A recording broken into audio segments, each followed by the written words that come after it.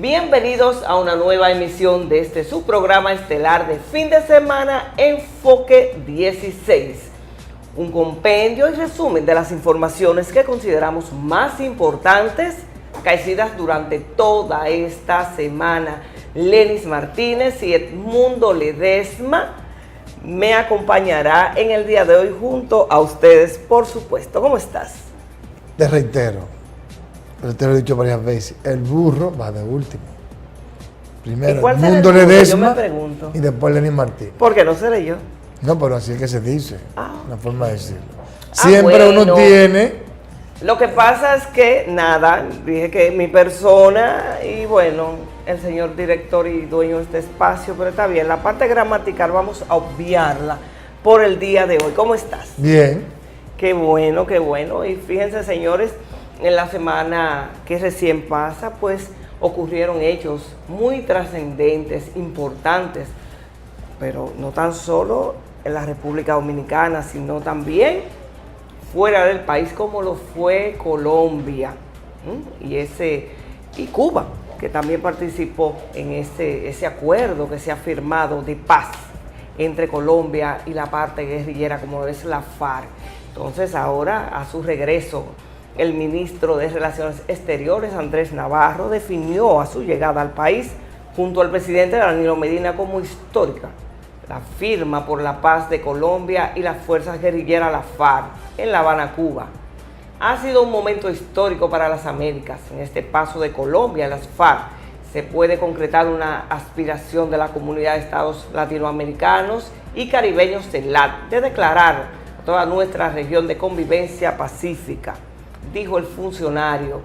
El canciller Navarro valoró la decisión tanto de Manuel Santos, presidente de Colombia, y del jefe de la FARC, Timo León Jiménez, la voluntad de completar el proceso de paz en ese país. El presidente Santos explicó que la firma es el inicio del proceso de paz, que se necesitan muchos pasos más para reducir enfrentamientos que aún persisten y que son atentados contra la tranquilidad. ¿Qué te parece, Edmundo? Bueno, termina una era de 5 décadas y corriendo, de terrorismo, de secuestro, así es, de muertos, de incertidumbre. Y yo creo que hay que saludar esa gran decisión, esa iniciativa que tuvo el presidente de Colombia, Santos.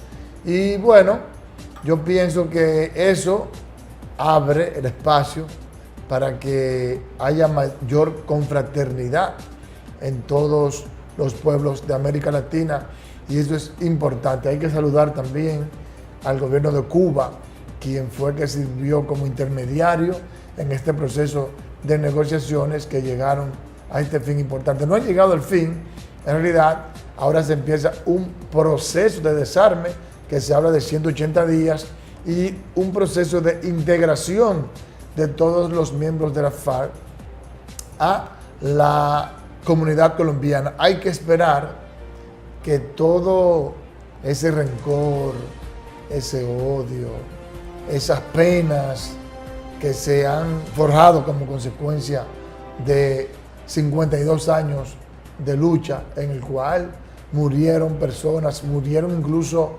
hasta importantes dirigentes políticos, hubo secuestros de importantes personalidades de Colombia. Y bueno, un ambiente nefasto, una parte de la historia nefasta de Colombia que, gracias a Dios, ya va a quedar atrás. Sí, sobre todo me gustó la parte del presidente colombiano, Santos, de que dijo que a pesar, o sea, se han iniciado estos acuerdos proponiendo ya el final de toda esta guerrilla, de todos estos hechos de violencia que han venido produciéndose durante todos estos años, pero dijo también que ellos pueden seguir luchando, librando sus luchas, valga la redundancia, y que no hay que estar de acuerdo, pero bajo un ambiente legal. No, porque la democracia es eso. Exactamente. La democracia es la lucha. Aún no estén de acuerdo el nunca. choque de ideas Fueron sus y palabras. llegar al consenso dentro del disenso. Aún, eso es lo que la democracia. Aún no estén de acuerdo nunca. Fueron encontrar, sus palabras. pensar, chocar, exponer puntos de vista que pueden ser disímiles, pero encontrar un punto de avenencia y por ahí transitar el camino hacia el desarrollo, hacia la paz, hacia el fortalecimiento de la institucionalidad y del crecimiento y el progreso de las naciones. Eso es lo que es la democracia, lo que propone la democracia. Y esperemos que la FARC haya entendido eso y ya deponga las armas y entonces empiece a echar su lucha utilizando los instrumentos democráticos. Y en esta semana, 3 alcaldes de importantes provincias del país fueron sometidos a procesos de investigación de parte de la Procuraduría Especializada de la Persecución de la Corrupción Administrativa por supuestamente cometer actos dolosos en lo que fue el desempeño de sus funciones. Gilberto Cerrulle de Santiago, Raúl Mondesí de San Cristóbal y Alexis Pérez de La Vega. Vamos a ver una historia que nos preparó nuestro compañero Jesús Camilo. Ante presuntas denuncias de irregularidades en su gestión, la Procuraduría Especializada en Persecución de la Corrupción Administrativa interrogó al alcalde de Santiago, Gilberto Cerrulle, en cuyo cabildo alegadamente hay anomalías ascendentes a más de 200 millones de pesos. La directora de la PEPCA, Laura Guerrero Pelletier, indicó que existe una auditoría de la Cámara de Cuentas del año 2012 que da cuenta de una serie de irregularidades que abarca un monto de 220 millones de pesos, pero que no significa que haya un faltante de ese monto, sino que se establece que hay que justificar el manejo de ese dinero. Existe una auditoría de Cámara de Cuentas del año 2012, del 1 de enero al 31 de enero de ese año, que da cuenta de una serie de irregularidades que abarcan un monto de unos 220 millones de pesos en hallazgo. Eso no significa que haya un faltante de ese tipo, sino que se establece que hay que justificar el manejo de ese dinero de acuerdo a las normas de contabilidad de los ayuntamientos. Nosotros no hemos hecho ninguna transacción allá. Todo lo que se quiere investigar, que se investigue, que yo me pongo al frente de la investigación. Esta es una gestión que se ha manejado con transparencia. Iremos donde sea para demostrar que hemos hecho una gestión en beneficio del pueblo de Santiago. Y nos sorprende el que en estos momentos, prácticamente finalizando un periodo, se quiera politizar un tema. O sea, que es al final lo que no queremos. Si hay irregularidades, que sean conocidas y sean debatidas. Las supuestas anomalías incluyen la asignación de solares a familiares, disposición de bienes del ayuntamiento y descuido en el manejo de esos bienes e involucran a Cerrulle, al contralor y al tesorero de la alcaldía de Santiago de los Caballeros. Asimismo, la PEPCA interpeló al alcalde de San Cristóbal, Raúl Mondesí, por las mismas causas que a Cerrulle, pero este vinculado a la supuesta malversación de unos 300 millones de pesos en el cabildo san cristóbalense. Todo culpable va a la cárcel, el que no es culpable se queda libre. Vamos a esperar que deciden ellos y que determinan y lo que yo tengo en mano. Lo que pasa es que uno figura y con uno hacen noticias. Hay personas que hacen 1100 cosas y nadie lo interroga. A su llegada al interrogatorio, Mondesí negó las imputaciones y afirmó que su fortuna proviene de su profesión como pelotero de Grandes Ligas. No, a lo mejor de otro asunto, digo yo. ¿Qué edad tú tienes? Pregúntale aquí a los que son de mi misma edad si yo me gané dinero o no en la pelota. Como si se tratase de una epidemia que afecta a las autoridades municipales, el mal tocó también al alcalde de La Vega, Alexis Pérez, por usos inadecuados en el manejo de los recursos del cabildo, mientras que el edil negó rotundamente tales anomalías. El monto de soportes habría que verificar y los hallazgos son por la suma de 179 millones de pesos. Los hallazgos tienen que ver con diferentes situaciones, compra de combustibles, contratos sin soportes, pagos a personas allegadas, familiares. Me calificó la Contraloría General de la República con un 93. Un 93 dentro del rango de calificación es buena. O sea, y nosotros que somos la parte cabeza de la administración, sabemos que La Vega la hemos transformado. Además de comparecer a requerimientos de la justicia, los 3 alcaldes mencionados, se ventiló en los medios que el síndico saliente del Distrito Municipal San Francisco Vicentillo del Ceibo, Nicolás Castro alias Ningo, fue destituido por el Consejo de Regidores de la Sala Capitular, quien presuntamente también cometió varios delitos de manera personal e institucional, hipotecando un camión recolector de basura y una camioneta propiedad del Estado.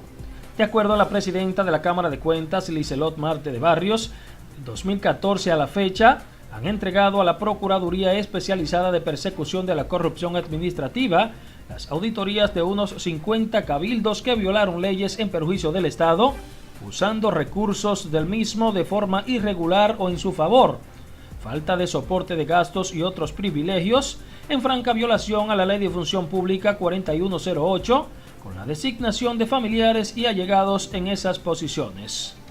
En un reporte especial para Enfoque 16, Jesús Camilo les informó.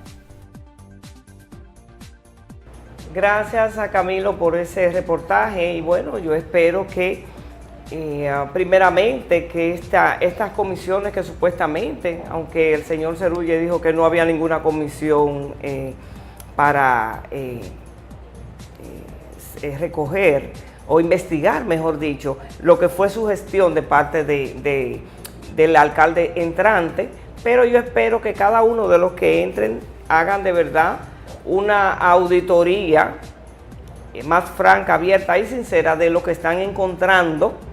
Por lo menos, si no pasa nada con lo que se van, por lo menos que comencemos bien de aquí en lo adelante esta gestión y que por supuesto si no quieren verse al terminar la misma, verse interpelados por el PECCA, como han sido estos que acabamos de mencionar, pues que hagan el trabajo que están llamados a hacer en esas alcaldías. Bueno, Nelson Guillén, el electo alcalde de San Cristóbal, advirtió que él no va a permitir que si hubo dolo en el uso de los recursos de esa sindicatura, de esa alcaldía, él va a someter a la justicia, se encuentra, luego de hacer una auditoría, que hubo dolo. Así que no sé si el PECCA o la Cámara de Cuentas están interesados en hacer su trabajo, pero parece que Nelson Guillén sí. Y tiene que empezarse a tomar las cosas en serio en torno a lo que es el uso y abuso de los recursos del Estado, porque si no, siempre las provincias no van a tener el apoyo de las alcaldías para lo que es su desarrollo integral. Bueno, así es, esperamos porque de verdad hay que romper ya con este círculo vicioso de estos funcionarios que no hacen lo que deben de hacer y al final ni siquiera consecuencia tiene. Por lo menos que se empiece, aunque no haya consecuencia, por lo menos que se empiece dando un ejemplo y haciendo las cosas bien para que también puedan ser electos en otras ocasiones, porque ese es el problema, a veces se creen que no va a haber más elecciones. Bueno, señores, y pasando a otro ámbito, en esta semana pasada vimos a la ministra de Salud Pública tirada de nuevo a la calle con estos programas para luchar contra estos virus que andan, el dengue, el Zika. En los últimos meses, a propósito, se han presentado en el país alrededor de 167 casos de Guillain-Barré y la amenaza que representa frente al virus del dengue y del Zika, del cual las autoridades hablan de un aproximado de 4.000 casos sospechosos surgidos.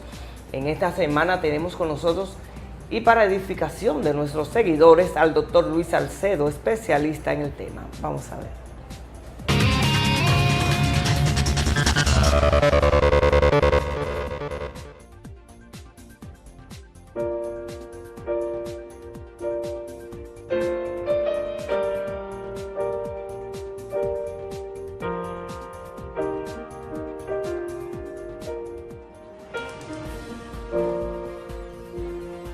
Doctor, defínanos qué es este síndrome de Guillain-Barré. Bueno, el Guillain-Barré es un síndrome neurológico que se caracteriza por una parálisis muscular flácida y ascendente, la cual ocurre en pacientes previamente sanos, sin estar asociado a fiebre, y en el cual su carácter es monofásico y de una etiología generalmente autoinmune. Esa es una definición de manera global al síndrome de Guillain-Barré, porque por concepto también podemos decir que el Guillain-Barré es una polirradiculoneuropatía desmelinizante inflamatoria aguda. Ese concepto ha variado porque se sabe que el Guillain-Barré en ocasiones no es desmelinizante, en ocasiones puede ser axonal, y también ha variado porque se ha visto que la parte etiológica y la parte neurofisiológica no siempre es la misma. Actualmente estamos en una etapa de alarma del síndrome de Guillain-Barré en nuestro país, pero yo tengo para decirte que esta enfermedad realmente es bastante antigua. De hecho, su descripción clásica cumple actualmente 100 años. La primera descripción fue en 1916 por dos médicos que pertenecían al batallón de los soldados franceses y observaron en dos soldados una parálisis muscular ascendente que actualmente en honor a ellos lleva su nombre, síndrome de Guillain-Barré. Doctor, y si es tan antiguo este síndrome, ¿por qué en estos últimos tiempos se han registrado tantos casos? Y ahí mismo le pregunto, ¿qué relación tiene con el Zika? Ya, bueno, yo pienso que quizás la parte de la información influye mucho. O sea, actualmente la información viaja de una manera muy rápida y nos enteramos de casos que quizás antes también existían y uno no se daba cuenta. La incidencia anual de Guillain-Barré está entre 0.89 y 1.89 por cada 100.000 habitantes. O sea, en una provincia como Peravia, que según el censo del 2010 ronda la población de 190.000 habitantes, estamos hablando de que anualmente en esta provincia ocurren entre 2 y 4 casos al año. ¿Y a nivel nacional? Igual sucede lo mismo, entre 1 y 2 por cada 100.000.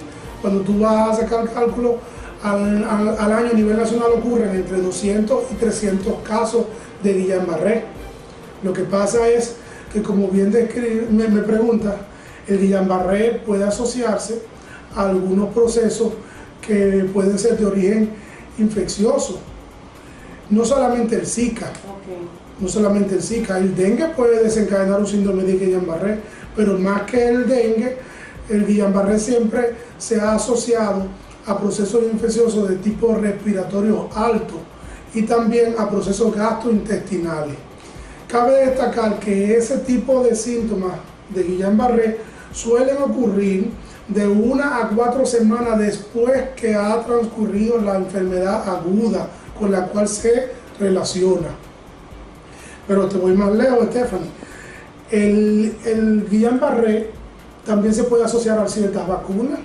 Las vacunas como la influenza puede dar Guillain-Barré, algunas incluso vacunas contra la hepatitis.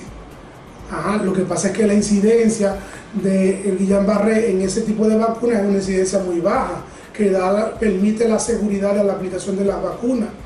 Y si yo te digo que el Guillain-Barré también se puede asociar a algunos procesos que no tienen para nada que ver con una infección, procesos normales como el parto, el puerperio, una cirugía, un traumatismo, se asocian al Guillain-Barré. No se sabe cuál es la causa. En este tipo de pacientes se desencadena una respuesta autoinmune que, en vez de atacar al agente que desencadenó la respuesta, atacan una estructura que es normal de tu organismo, que se llama la mielina, en este caso la mielina del sistema nervioso periférico, y causan daño de la mielina y del axón. Muy bien, doctor. Y dígame algo, ¿produce daños irreversibles en sí el síndrome? En algunos casos sí puede causar daño irreversible y en otros casos no. O sea, muchos pacientes con Guillain-Barré pueden quedar con secuelas y otros pacientes se pueden recuperar de una manera satisfactoria y en el cabo de los meses con mucha terapia, con mucha paciencia, que ese paciente volviera a tener una vida funcional normal. ¿Cuáles podrían ser esos daños irreversibles? Fundamentalmente son de la parte motora, fundamentalmente puede quedar con limitación de la marcha, puede el paciente necesitar algún tipo de ayuda para la deambulación, como si fueran algunas sillas de ruedas en los casos más extremos, algunos pueden necesitar un bastón o un soporte mayor. Otras complicaciones que pueden quedar los pacientes son con complicaciones de disautonomía, que ahí estamos hablando de arritmia cardíaca, trastorno de hipertensión, que es por la misma afectación de Guillain-Barré. En cuanto al tratamiento, doctor, ¿está este país preparado para enfrentar el Guillain-Barré a nivel de la medicación que se le debe suministrar a los pacientes? Bueno, la medicación de Guillain-Barré siempre ha estado. Lo que pasa es que no siempre estaba al alcance de todo el mundo, porque realmente la inmunoglobulina humana siempre ha habido en el país. Lo que pasa es que un tratamiento para una persona de un peso promedio de 70 kilos se llegaba casi al millón de pesos. Actualmente Salud Pública ha hecho una inversión grande que, según he leído, creo que ronda los 65 millones más o menos, y dice que ha dotado de inmunoglobulina para los principales hospitales de la red pública, y que para la parte privada también puede haber una coordinación en la cual se pueda conseguir la inmunoglobulina para que el tratamiento, uno de los tratamientos específicos para el Guillain-Barré. Y en este caso podemos decir que sí, que está la inmunoglobulina. Hay que notificarlo y hay que hacer las gestiones para que Salud Pública o los organismos que tienen el medicamento en la mano lo puedan hacer llegar al lugar en que se necesite. Desde su óptica, doctor, ¿pudiéramos decir que estamos frente a un brote de este síndrome? Podría ser, sí. Sí, podría ser. De hecho, yo te expliqué que la incidencia normal está entre 0.89 y 1.89, pero en algunos momentos hay brotes de Guillain-Barré en que la incidencia puede elevarse. Este puede ser un brote de Guillain-Barré en el cual la incidencia puede estar mucho más alta. Creo que sí, porque se han reportado muchos casos, y casos que lo han reportado centros bastante serios y personal médico que está bastante capacitado como para reconocer cuando estamos en presencia o no de un síndrome de Guillain-Barré. Y creo que sí, hay muchos casos que no es usual. Y ante esta situación de que estemos frente a un brote, ¿cuáles serían las posibles medidas que la población pudiera adoptar para prevenirlo, si es que existen? Bueno, el Guillain-Barré le puede dar a cualquiera. Aquí lo que tenemos que hacer es optimizar la prevención y los cuidados en el hogar para disminuir los criaderos del mosquito Aedes aegypti, que en este caso todos sabemos que es transmisor de 3 enfermedades en vez de una: el dengue, la chikungunya y el Zika. Y el Zika se sabe ya de fuente segura de que tiene una gran relación directa con el Guillain-Barré. O sea, si prevenimos, si disminuimos los criaderos, si disminuimos la transmisión, es probable que entonces también vaya a disminuir drásticamente la ocurrencia de casos de Guillain-Barré. Esa sería quizás la recomendación número 1. Lo otro es a la población no a asustarse, porque no todo es Guillain-Barré.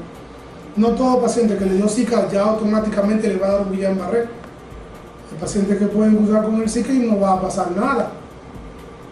Entonces, ante la ocurrencia de un cuadro de debilidad muscular, que comience con adormecimiento, calambre a nivel de los miembros inferiores, el cual vaya progresando, vaya ascendiendo de una manera generalmente simétrica, en un paciente sin fiebre, sin alteraciones esfinterianas, o sea, sin alteraciones para orinar, sin alteraciones para defecar.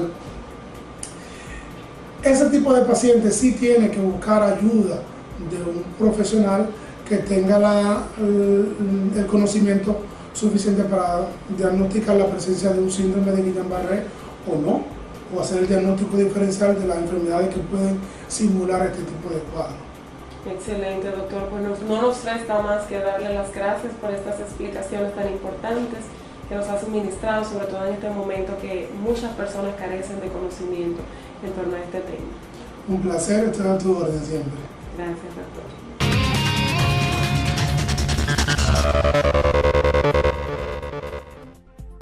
Bien interesante la entrevista médica de esta Así es. semana. Ahora vamos con el enfoque deportivo de Jessy Saldaña.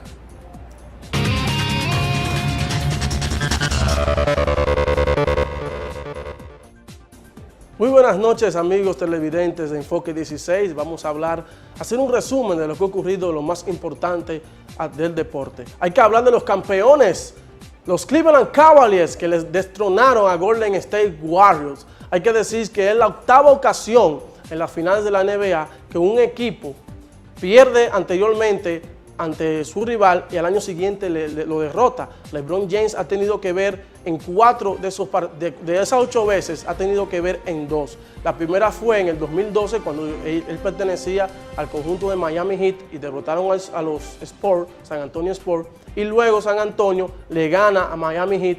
Y luego ahora, como ustedes saben, Golden State le ganó la temporada pasada a Cleveland y Cleveland ripostó. Hay algo curioso y es que en la temporada pasada, Cleveland perdió en su casa frente a Golden State y ahora ellos ganan en la ruta al conjunto de Golden State en estas finales. Hay que hablar que Tyronn Lue se convirtió en el dirigente más joven, con menos de 40 años en ganar un título, 39 años y 7 meses. Y también hay que hablar del conjunto en general. Hay que decir que es el primer título de los Cleveland Cavaliers por primera vez en la franquicia desde que se fundaron en la década del 70. Y el primer título de Cleveland desde 1964, cuando los Cleveland Browns se coronaron campeones en la NFL. También hay que hablar del rey, LeBron James. LeBron tiene récord de 2-0 en el 7º partido de la serie final. Hay que decir que la primera vez fue con San Antonio en el 2013 y ahora frente al conjunto de Golden State. Pasando de otro lado, vamos a hablar del draft de la NBA, donde Ben Simmons fue escogido por los Sixers de Filadelfia. No fue una sorpresa, era algo que se esperaba, que Ben Simmons iba a ser escogido, este alero que nació en Australia, pero se crió en Estados Unidos, que mide 6'10". Y hay que decir que es el primer pick, la primera vez que los Sixers escogen como primer pick en 20 años. Y la última vez que ellos cogieron de primeros, cogieron a Allen Iverson. También hay que hablar, amigos fanáticos, del Centro Básquet. Hay que decir que lamentablemente la República Dominicana perdió ante Puerto Rico ayer. El partido fue a las 6:45 y quedó con un récord de 4-1, pero puede ostentar por la medalla de plata en estos Centro Básquet. También hay que hablar del Grand Prix de voleibol, donde la República Dominicana ganó oro en las Reinas del Caribe. Es el tercer mundial de élite que gana un equipo de República Dominicana. El primero fue en el 47 en el Mundial de Béisbol Amateur y, como ustedes saben, el segundo fue en el 2013 en el Clásico Mundial de Béisbol. También hay que hablar del albergue olímpico que fue inaugurado en esta semana, por fin, a un costo de 133 millones de pesos. El presidente Danilo Medina estuvo por allá acompañado del presidente del Comité Olímpico Dominicano, Luisín Mejía, y también del ministro de Deportes, Jaime David Fernández Mirabal. Yo digo que por fin se ha hecho justicia porque ese albergue tiene más de 20 años, tiene un total de 20 años para ser específicos, que estaba en stand-by, por decirlo así, y ya por fin se va a inaugurar la obra. El gran reto del Comité Olímpico Dominicano es mantener ese albergue olímpico. Como ustedes saben, todas las obras que se hacen en el país se dejan abandonadas y esperemos que este no sea el caso del albergue olímpico. Ya para finalizar, hay que hablar del caso de José Reyes, que antes de ayer los Rockies lo colocaron en waivers, ayer viernes lo colocaron en waivers y a partir de hoy sábado es agente libre. Y hay un rumor bien fuerte que se dice que los Metros están detrás de los servicios de José Reyes. Yo pienso que sería bueno tanto para los Metros como para José Reyes volver a su equipo original, ya que David Roth está lesionado, se va a perder el resto de la temporada y por lo tanto José Reyes puede pasar a jugar la tercera base. Yo pienso que a pesar de los incidentes personales que tuvo el paracorto dominicano José Reyes, puede aportar frente al conjunto de los Metros. Hay que decir que el contrato de 22 millones que le deben los Rockies se lo van a pagar y también los Metros lo pueden firmar por el salario mínimo, que el salario mínimo en Grandes Ligas es nada más y nada menos de $500,000 de pesos. Hasta aquí un resumen informativo y nos vemos el próximo sábado con más deportes en Enfoque 16.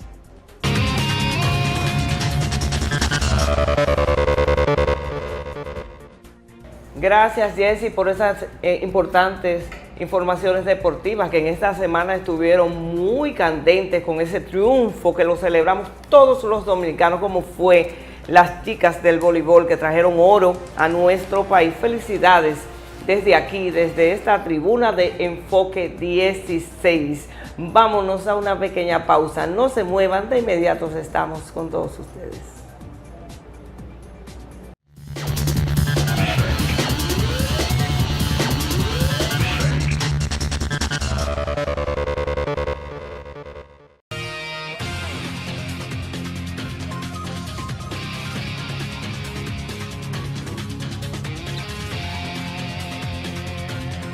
El Banco Central de la República Dominicana informa que a partir del 1 de octubre de 2014 estará circulando la nueva familia de billetes que incorpora la Rosa de Bayahibe, declarada por el Congreso Nacional como Flor Nacional, mediante Ley 146-11. Contiene nuevas medidas de seguridad a nivel de los más altos estándares internacionales y tienen tonalidades de colores mejoradas para evitar confusiones. Les invitamos a conocer las características de los nuevos billetes visitando la página web www.bancentral.gov.do/Nuevos Billetes 2014 y en las redes sociales Banco Central RD.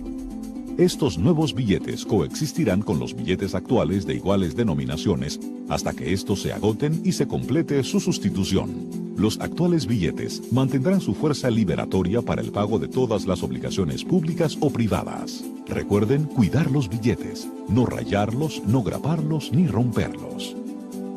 Banco Central de la República Dominicana, por la estabilidad y el crecimiento.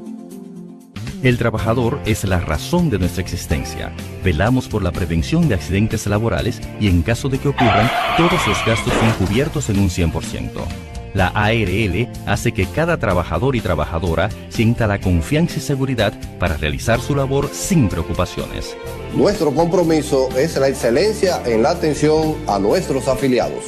No importa el oficio al que te dediques, siempre estaremos contigo. Administradora de Riesgos Laborales, para que trabajes sin preocupaciones.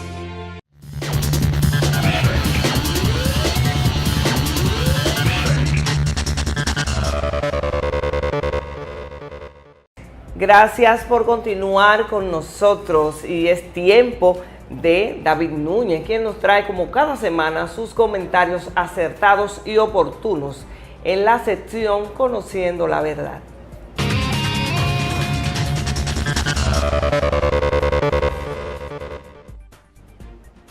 Gracias, equipo de Enfoque 16, y a ustedes, queridos televidentes, por la oportunidad de poder compartir cada semana un punto de la verdad. Nuestros políticos, ese es el tema. Un buen día, el prodigioso Leonardo da Vinci declaró que había ofendido a Dios y a la humanidad porque su trabajo no tuvo la calidad que debía haber tenido. Ojalá otro buen día nuestros políticos y autoridades entronados en los diferentes ministerios e instituciones de la estructura del gobierno dominicano manifiesten igual pesar debido a que su desempeño no logra alcanzar el estándar aceptable, sin el cual tampoco es posible obtener mejores resultados. Los persistentes flagelos de la delincuencia de origen multifactorial, la violencia intrafamiliar, la corrupción administrativa, los temas dispares, pero relacionados al mismo tiempo de la salud y la basura y otros pendientes, son la prueba de que no podemos aflojar más de lo que nos hemos permitido. Desde el año 2004, oigan bien, hasta el 2015, las muertes a causa de armas, legales o ilegales, oscilan entre 1.100 y 1.800 cada año, sin contar que en los últimos 8 años a las denuncias por violencia intrafamiliar y delitos sexuales arrojan un promedio de 65.439 anualmente. Para la muestra fatídica, un botón es suficiente, pues las alarmas de todos los vagones del tren gubernamental están disparadas. Por eso, el susto que infunden los desafíos del actual panorama invoca el recuerdo de la ex primera ministra de la India, Indira Gandhi, cuando dejó bien claro que el mundo exige resultados. No le cuentes a otros tus dolores de parto, muéstrales al niño. Es decir, que lo importante son los resultados. Corresponde entonces enderezar los entuertos heredados y los provocados por nosotros mismos, descruzar los brazos y reordenar la casa en base a una visión estratégica global que conjugue sabiamente las palabras con los hechos. ¿Ok? El desorden no es negocio ni manera de vivir. Siempre dicen que la costumbre hace ley, pero la nuestra debe ser luchar, seguir luchando por superar ese estado de cosas. Lo contrario de la fe no es la razón, sino la superstición, sin que ello signifique anular la utopía de soñar despierto, en este caso, con nuestro propio renacimiento. Colombia, por ejemplo, por fin despierta con un nuevo amanecer, con el inicio de su renacimiento. ¡Qué bueno! También existen las buenas noticias. Aquí en República Dominicana tendremos buenas noticias algún día, si abrazamos en política y demás aspectos del quehacer nacional el mismo nivel de exigencia que tenía Da Vinci de no ofender a Dios ni a la humanidad. Esto es, mis queridos amigos, ha sido mis palabras, David Núñez en Conociendo la Verdad, Enfoque 16. Gracias nuevamente por estar con sintonía con nosotros y sigan con nosotros. Haribol.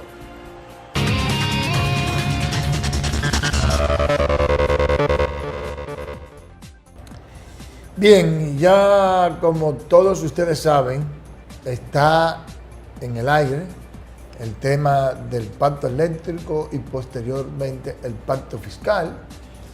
Dos temas bien controversiales, pero que son además fundamentales para lograr que la República Dominicana empiece a dar saltos sostenidos de desarrollo, para hacer que el país sea un país que tenga equidad social y que dé igualdad de oportunidades a todos los dominicanos para poder crear un estado de bienestar. Por eso, nuestro compañero Jesús Camilo nos ha preparado un interesante reporte. En sus promesas de campaña para lograr un segundo mandato, el presidente Danilo Medina garantizó mejorar las condiciones de vida de todos los dominicanos, lo que ha obligado al gobierno a abocarse a aplicar una reforma fiscal que supuestamente no implicaría crear nuevos impuestos, ya que se emplearán mecanismos que permitan recaudar más recursos sin afectar los ingresos de los más pobres. Y si nos meten una reforma fiscal ahora mismo, como está este país, ya tú sabes dónde vamos a parar. No sé dónde, en la delincuencia, cómo está la cosa. Pero ya estamos pasando hambre, porque es la verdad. Si siguen subiendo el impuesto y pasando hambre, estamos ya. Yo compro una pasta dental y cuando vengo la encuentro más cara, tengo que llevarme una de chiquita, se me termina a mitad a los 15 días o a los 20 días que yo compraba una familiar, entonces así me quedo que ni me cepillo. No se puede aguantar más y sin embargo no hay aumento salarial para el infeliz. Esa reforma fiscal tiene que avenirse a que lo que más puedan sea lo que paguen, porque el pueblo, crean lo que le estoy diciendo, paga más impuestos que los ricos. El gobierno admite la necesidad de mejorar los sectores salud, educación, seguridad, vivienda y que los trabajadores tengan mejores salarios como objetivo de prioridad nacional, pero algunos dudan en que dicha reforma se aplique sin mayores cargas impositivas para los que menos pueden. Vamos a desmontar los privilegios que hay en este país y vamos a controlar el gobierno. No vamos a una reforma fiscal para ponerle más dinero a los gobiernos para que gasten sin calidad y sin control. Tiene que ser en base a un plan. Donde los cuartos hay que buscarlo. Evasión e impuesto a la ganancia. No hay más posibilidad de impuesto al consumo. Yo creo que ese debe ser el camino por donde las organizaciones sindicales, sociales, deben ir en este proceso. Propugnamos por una reforma que vaya dirigida a establecer impuestos, señora, a las transacciones financieras, al sector financiero del país, que controla muchísimos sectores económicos de la República Dominicana. Para elevar la calidad de vida de la gente, se busca además desde el gobierno mejorar el gasto tributario y reducir la evasión fiscal, acciones que van en contra de dignificar la situación económica colectiva del pueblo dominicano. Sin embargo, otras opiniones afirman que con la normativa se busca tapar un hueco económico en el cual incurrió el oficialismo por un gasto extraordinario e ilegal en proselitismo político el pasado mes de mayo. ¿quiénes son los que van a sufrir? Los que siempre sufrimos, los pobres, porque el gobierno es lo que le pone impuestos a los más pobres, a los trabajadores. Es ponerse de acuerdo de qué manera se van a cobrar los impuestos, a quiénes, a través de qué, en qué y cómo se va a gastar para tener una economía más equitativa. Vamos a pactar también los déficits y vamos a pactar el gasto. La posición gubernamental observa desde la óptica de lograr mayor nivel de calidad y eficiencia en los servicios públicos que sean sostenibles en el tiempo y que no se debilite en el corto o mediano plazo, mientras que la sociedad civil plantea que para lograr a plena capacidad las metas hay que reducir grandes deudas externas e internas acumuladas. Que el gobierno afirma que con dicha reforma fiscal están de acuerdo empresarios, trabajadores, clase media y otros sectores de la sociedad que demandan mejores beneficios públicos, hasta el momento ninguno de estos han sido convocados para tales fines. En un reporte especial para Enfoque 16, Jesús Camilo les informó.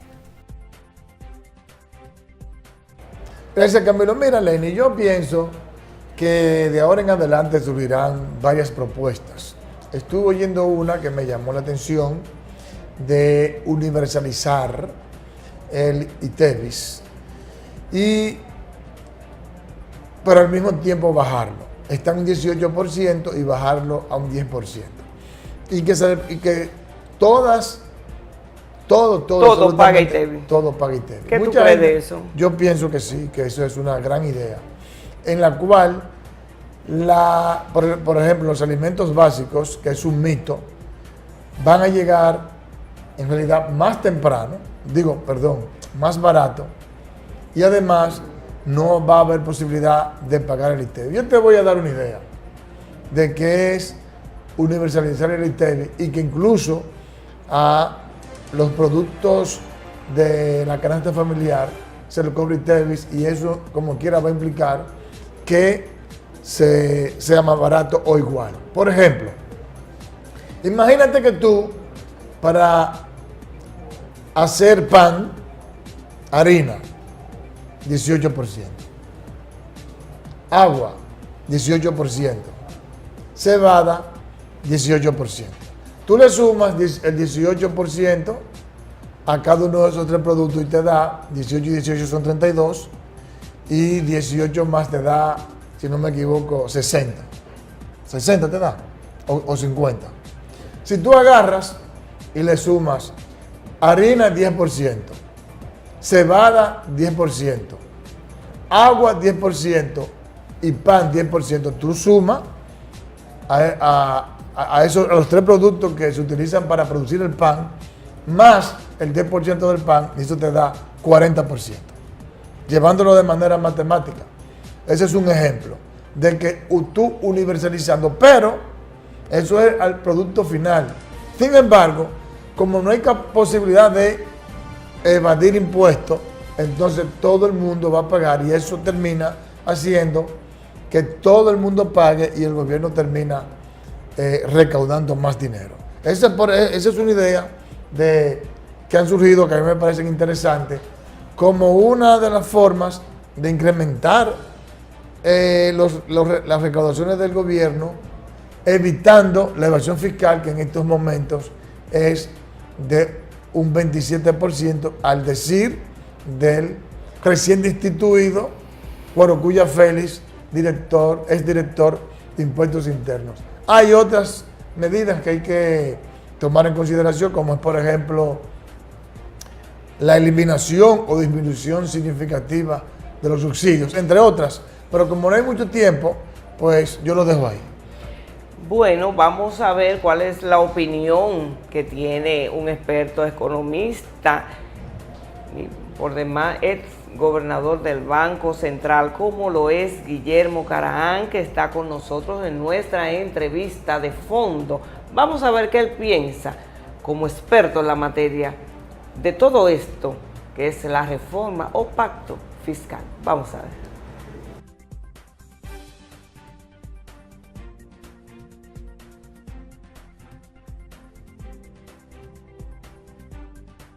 Una reforma fiscal son los cambios en la estructura de gastos y de ingresos del gobierno que puede hacer unilateralmente el gobierno. De hecho, así sucedió en el 2012, cuando se convocó un pacto fiscal, no hubo acuerdo y el gobierno se disparó con su propia reforma fiscal sin consulta con los sectores, con los agentes económicos. El pacto fiscal es algo negociado, es algo que una parte, en este caso el gobierno, tiene una propuesta, otra parte, en este caso los agentes económicos y la sociedad, tienen otra propuesta y negocian, ceden y llegan a una conclusión. Si esa, en base a qué reforma es la que se debería llevar a cabo.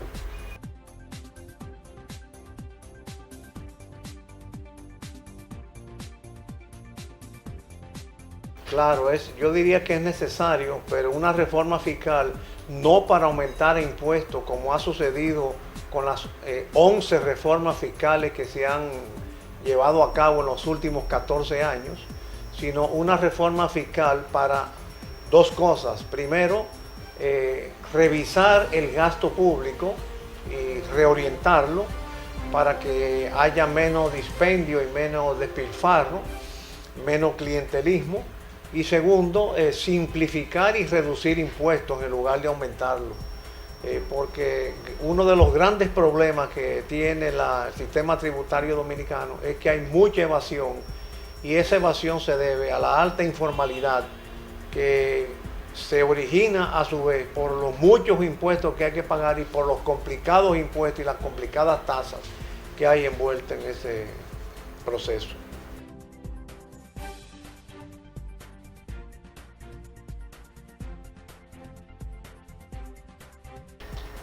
Reducir el gasto y reorientarlo.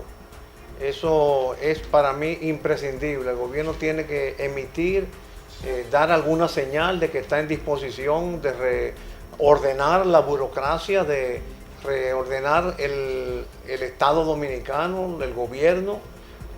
Hay demasiados organismos públicos que hacen lo mismo o hacen competencia entre sí, demasiados empleados. Hay una burocracia hipertrofiada, hay una ley de función pública que no se cumple, hay un precepto constitucional que no se cumple, que es que nadie puede tener más de 2 trabajos remunerados por el Estado dominicano. Hay que revisar los subsidios, el subsidio eléctrico, el subsidio en el transporte, el subsidio de los combustibles, los subsidios sociales para que no sean necesariamente para perpetuar la pobreza como están concebidos ahora, sino para efectivamente que la pobreza sea superada por parte de quienes la sufren.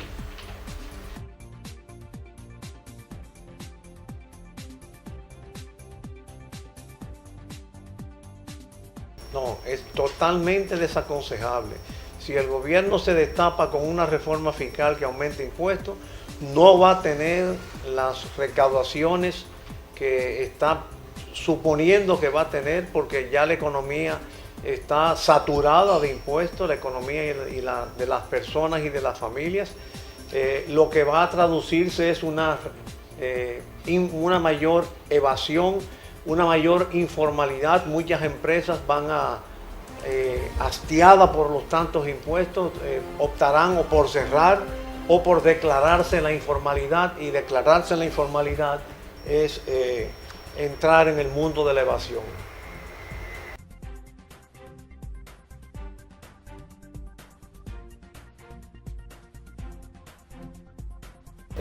Bueno, yo creo que el pacto fiscal es, entre otras cosas, para promover el tipo de crecimiento que nosotros tenemos, porque hoy tenemos un crecimiento que está muy acicateado, alentado por el endeudamiento, por el financiamiento externo, un financiamiento que se origina en los déficits fiscales que tiene el gobierno y en los déficits en la balanza de pago que tiene la economía. Y eso se debe, entre otras razones, a factores impositivos.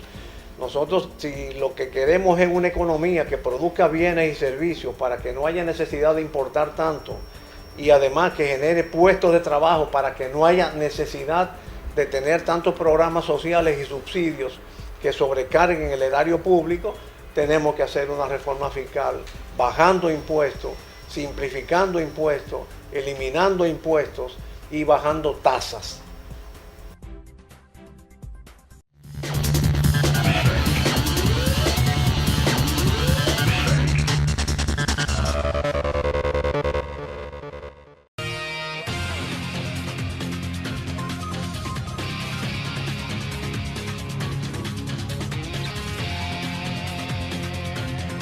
El Banco Central de la República Dominicana informa que a partir del 1 de octubre de 2014 estará circulando la nueva familia de billetes que incorpora la Rosa de Bayahibe, declarada por el Congreso Nacional como Flor Nacional, mediante Ley 146-11. Contiene nuevas medidas de seguridad a nivel de los más altos estándares internacionales y tienen tonalidades de colores mejoradas para evitar confusiones.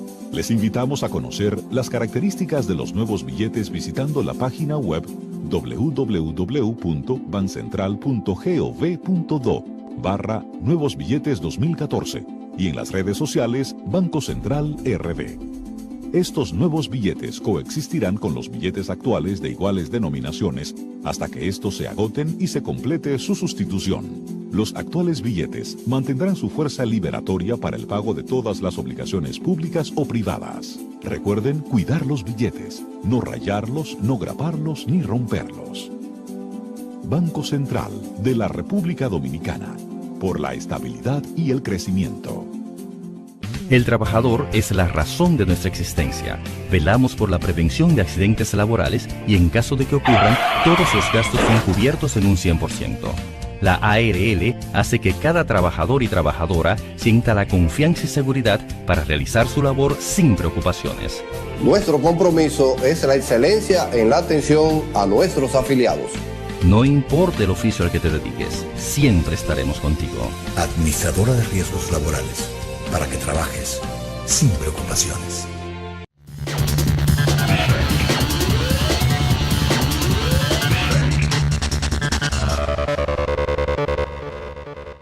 Bueno, con esta interesante entrevista finaliza por el día de hoy Enfoque 16, que como siempre ha sido un excelente programa. Claro que sí, la invitación se queda abierta, por supuesto, para que todos ustedes nos sintonicen una vez más el próximo fin de semana. Pásenla bien.